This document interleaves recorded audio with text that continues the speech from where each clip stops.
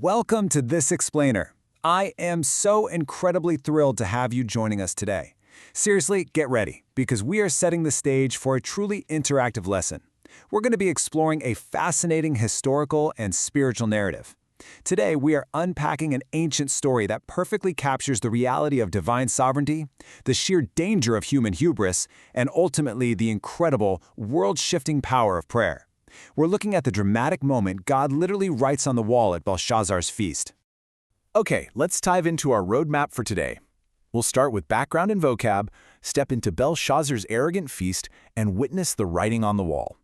Then we'll connect this to the one true God, do a quick check your understanding, and finish up by discussing praying for leaders. Let's jump right in. Section 1, Background and Key Vocabulary. Now, before we enter the city of Babylon, we need to establish a foundational rule. God holds nations and their rulers completely accountable for their actions. You see, God sets up kings, and he removes them. Rulers are not granted power just so they can indulge in sin and pleasure, right? They're put there to be accountable to the people and to honor God. And that accountability brings us to our core memory verse for today from 1 Timothy chapter 2, verses 1 and 2. It says, "Therefore I exhort first of all that supplications, prayers, intercessions, and giving of thanks be made for all men, for kings and all who are in authority."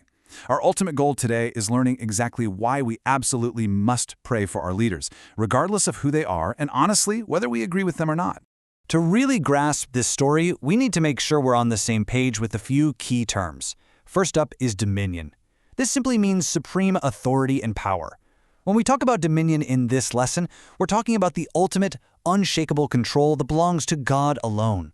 Yes, even when earthly kings think they hold it. Next is supplication. Basically, a supplication is an earnest and humble plea. It's a very specific posture of prayer. When we make a supplication, we aren't demanding things from God. We're humbly approaching Him with our deep requests, recognizing His supreme dominion. Our third term is intercession. And guys, this one is crucial.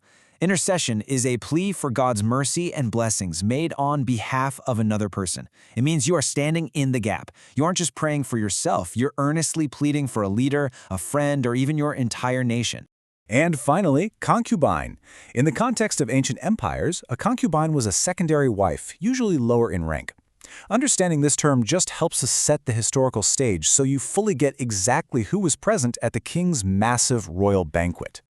All right, Section 2, Belshazzar's arrogant feast. Let's travel back in time to the ancient, seemingly indestructible empire of Babylon, where King Belshazzar is feeling completely invincible. Now, the reason he felt invincible was because of the spectacular defenses of his city. Babylon was surrounded by walls that were about 8 stories high. They were so wide that you could literally race chariots around the top of them. Crazy, right? Not only that, Belshazzar had constructed a passageway under the walls so a river flowed directly into the city. That meant endless fresh water right alongside their massive stockpiles of food. Even with an army of enemies outside trying to invade, Belshazzar felt utterly foolproof. His arrogance was supreme. To show just how little he cared about those invading armies outside his gates, Belshazzar decided to throw a party, and not just a small get-together. He invited 1,000 lords to a massive, indulgent banquet.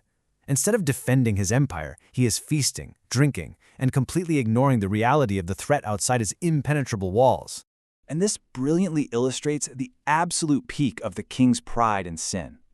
Right in the middle of the feast, Belshazzar tastes the wine and gives a shocking order. He commands his servants to bring out the sacred, golden drinking vessels that his grandfather had actually taken from God's holy temple in Jerusalem. Belshazzar and his guests drink their wine from these holy vessels, and as they do, they start praising lifeless idols made of gold, silver, bronze, wood, and stone. He is actively, deliberately mocking the God of Israel. Section 3. The writing and interpretation. Because right at the height of this blasphemous party, something terrifying happens. A disembodied human hand appears out of nowhere and writes a cryptic message on the wall. The king is absolutely petrified. His knees are literally knocking together in terror. To read it, they have to call in the prophet Daniel. Notice the direct contrast Daniel draws when he arrives. The king offers Daniel immense wealth. We're talking purple robes, a gold chain, making him the third highest ruler in the entire empire if he can just read the words. But Daniel refuses the gifts. Instead, he points out a fatal flaw. He reminds Belshazzar that God stripped his grandfather, Nebuchadnezzar, of his kingdom and his sanity until he learned humility. Belshazzar knew exactly how God had humbled his grandfather, yet he deliberately refused to humble his own heart. Daniel then steps right up to the wall and decodes the mysterious message. He reads, Mene, Mene, Tekel, Upharsin. Mene means to number. God has numbered the days of Belshazzar's reign, and it is coming to an end. Tekel means to weigh. God has weighed Belshazzar on the spiritual balances, and he has been found wanting. Upharsin means to divide. God will divide his kingdom and give it to the Medes and the Persians. And you know what? That very night, the indestructible Babylon fell. Moving on to Section 4, Belief in the One True God. Let's zoom out for a second and connect this ancient historical judgment to our core beliefs today. Belshazzar lost everything because he forgot that it was God's hand, not his own, that made his kingdom prosperous. So the crucial point for us is this. Our God is omnipotent. He is all-powerful. He can grant great wealth and power, and he can take it away just as fast. Now, while we might not be sitting in a palace drinking from temple vessels, we often commit a very similar error. We credit our achievements, our talents, and our success to our own hard work. We have to remember to give all glory and thanks to the omnipotent God who provides absolutely everything we have. Let's move on to Section 5, Check Your Understanding. I want to make sure you're tracking with me, so let's do a quick, interactive knowledge check to solidify this incredible story in your memory. Are you ready? Okay, here's the question. What exactly did the hand write on the wall during Belshazzar's banquet? Think back to those 3 specific terms Daniel translated. Lock your answer in. The answer is Mene, Mene, Tekel, Upharsin. Great job if you got that right. By actively participating in this explainer, you're locking in these foundational truths. You remembered that God numbered, weighed, and divided the arrogant king's empire. Finally, Section 6, Praying for Our Leaders. Let's bridge this ancient world to our modern day. Belshazzar's massive failure teaches us that a leader needs to be responsible to the people and to God. When leaders aren't responsible, as we clearly saw with Babylon, it can cause the collapse of a whole society.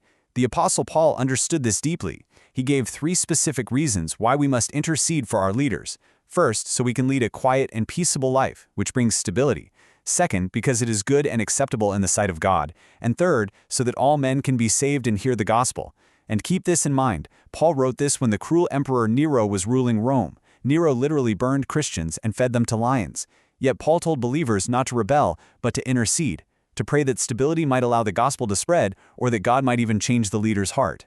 Let's look at how this builds outward into our own daily lives. Intercession isn't just for kings, presidents, or emperors. We actually have multiple spheres of intercession. We should pray for our nation, yes, absolutely, but also for our school, our principals and teachers. We pray for our people, the homeless, the sick in our communities. We pray for our world facing natural disasters. And we pray for our church, our pastors and members.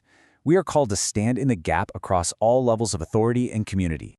Which brings me to a final thought I want to leave you with today. Who is a leader in your nation, your school, or your world that you will intercede for today? Don't wait on this. Take the lesson of Belshazzar's pride and Daniel's faith and put intercession into practice right now. Thank you so much for joining me for this explainer, and keep learning.